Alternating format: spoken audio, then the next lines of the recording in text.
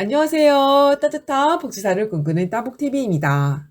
제가 전에 이번 10월부터 생계급여 부양부자가 폐지됐다고 말씀드렸는데요. 이와 관련해서 수급자 재산을 자녀에게 증여하면 어떻게 되는지에 대해서 궁금해하시는 분들 계셔서 오늘 이에 대해 말씀드릴게요. 참고로 오늘 영상은 제가 지난번에 올렸던 기초생활수급자 되려면 딱 두 가지만 기억하세요. 영상 내용과 연결된 부분이라서 이 영상 내용을 모르면 오늘 내용이 이해가 잘 안 되실 수도 있어요. 그래서 해당 영상 안 보신 분 계시다면 해당 영상 먼저 보시고 오늘 영상 보시길 추천드릴게요. 기초생활보장제도에는 4가지 급여가 있어요. 생계급여, 의료급여, 주거급여, 교육급여 이렇게인데요. 여기에서 주거급여, 교육급여는 부양급자를 안 보고 생계급여는 부양급자의 연소득이 1억, 재산이 9억보다 적은 경우에 한해서 부양급자를 안 봐요. 이게 이러다 보니까 자신의 재산을 부양업자인 자녀에게 줄 경우에 수급자가 되기 더 나은지 물어보시는 분들 계세요. 재산을 다른 사람에게 주는 것을 어려운 말로 증여라고 하는데요. 이렇게 자신의 재산을 증여하면 내 재산은 줄어들고 부양부자 재산을 안 보니까 수급자 되기가 더 낫지 않냐 하는 것이죠. 그런데 수급자 재산을 이렇게 증여하면 정말로 수급자 되기가 더 나을까요? 만약 그렇다면 많은 분들이 자신의 재산을 자녀나 손자, 친척, 친구 등에게 전부 돌려놓아서 부정수급자가 많이 생길 텐데 말이죠. 정부도 이런 점들을 충분히 잘 알고 있어요. 그래서 정부는 수급자가 자신의 재산을 다른 사람에게 증여하면 그게 얼마가 되는지 상관없이 모두 수급자 재산으로 봐요. 재산을 증여해서 수급자에게 해당 재산이 없더라도 재산이 있다고 보죠. 그나마 지난 6월까지는 수급자 재산을 증여한 지 5년이 지나면 수급자 재산으로 안 봤어요. 그래서 올해 같은 경우에는 2016년 12월 31일 이전에 증여한 재산은 수급자 재산으로 안 봤죠. 그런데 올 7월부터는 5년 기한이 없어져서 수급자가 재산을 증여했다 하더라도 증여한 날짜가 언제인지 상관없이 수급자 재산으로 봐요. 그래서 내가 재산을 증여한 지 5년이 지났던 10년이 지났든 상관없이 내가 증여한 재산은 모두 그냥 내 재산으로 보죠. 제가 예를 한번 들어볼게요. 여기 정다복 어르신이 계세요. 이 어르신은 대구에 혼자 살고 있었어요. 그런데 어느 날부터 건강이 안 좋아지시더니 혼자 사는 것이 점점 힘들어지는 거예요. 그래서 아들네 집에서 살기로 했어요. 어르신은 이제까지 어르신 앞으로 되어 있던 1억 원짜리 집에 살고 있었는데 이제 아들네 집에서 사니까 그 집이 필요 없게 됐고 아들에게 고맙기도 해서 그 집을 아들에게 증여하기로 했고 아들도 잘 받았어요.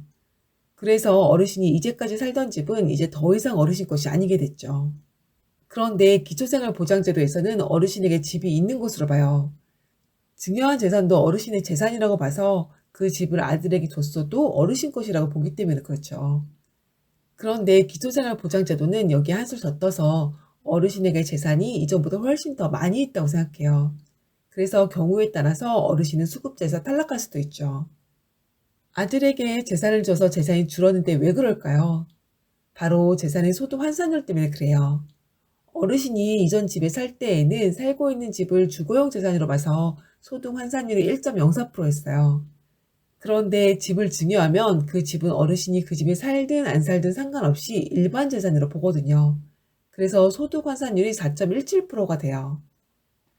그래서 어르신이 살고 있던 집을 증여했다면 재산이 최대 4배까지 많아지게 되는 거예요. 정다복 어르신 같은 경우에는 이전에 살고 있던 집이 1억 원이었으니까 기본재산 공제액으로 6,900만 원을 빼면 3,100만 원이 남죠. 이 금액에 주거용 재산 소득 환산율 1.04%로 곱하면 매월 소득이 32만 2,400원이 있다고 나와요.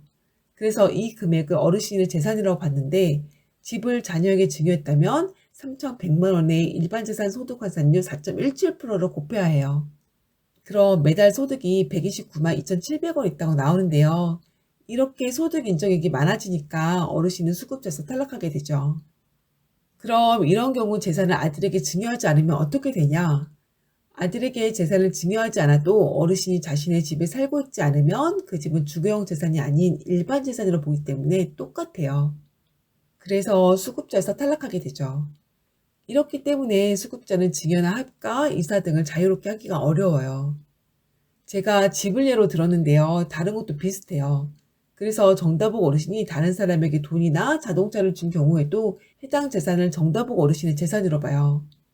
참고로 자동차를 증여할 경우에는 재산을 자동차 재산이 아닌 일반 재산으로 봐요. 그래서 자동차를 증여하기 전에는 소득 환산율을 100%로 봤었는데 자동차를 증여한 다음에는 4.17%로 봐서 재산이 적다고 봐요. 그래서 다른 재산은 없는데 자동차 때문에 수급자에서 탈락하신 분들은 자동차를 다른 누군가에게 주면 수급자 되기가 더 나을 수 있다는 점 참고해 주세요.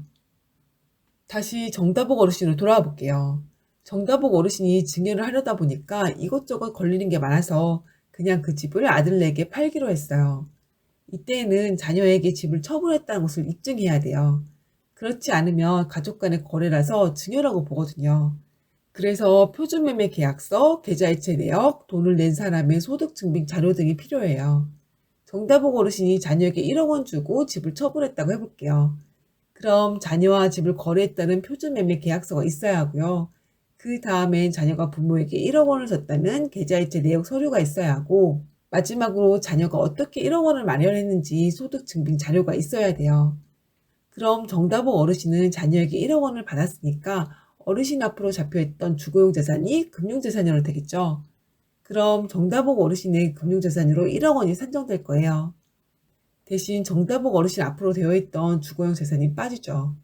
그럼 1억 원에서 대구의 기본재산 공제액 6,900만 원과 생활준비금 500만 원을 뺀 금액이 어르신의 재산으로 나오는데요. 이 금액이 2,600만 원이죠. 만약 정다복 어르신이 이 돈을 병원비로 사용했다면 모르겠지만 그렇지 않으면 이 돈을 모두 어르신의 금융재산으로 봐서 수급자에서 탈락해요. 여기까지 제가 말씀드린 것을 다시 요약해서 말씀드릴게요. 수급자가 재산을 증여했을 경우에는 설령 수급자에게 아무런 재산이 없다고 해도 정부는 증여한 재산을 기한 상관없이 수급자 재산으로 봐요. 처분한 재산가액에서 타 재산 증가분, 본인 소비분을 차감한 금액만큼을 수급자분의 재산으로 보고요. 오늘은 제가 수급자분의 재산을 증여하는 것에 대해서 말씀드렸어요. 혹시나 재산을 증여하려고 하시는 분들 계시다면 도움이 되었으면 좋겠네요. 그럼 오늘은 여기까지 하고요. 다음 시간에 또 뵙는 걸로 할게요. 남은 하루도 좋은 하루 보내세요.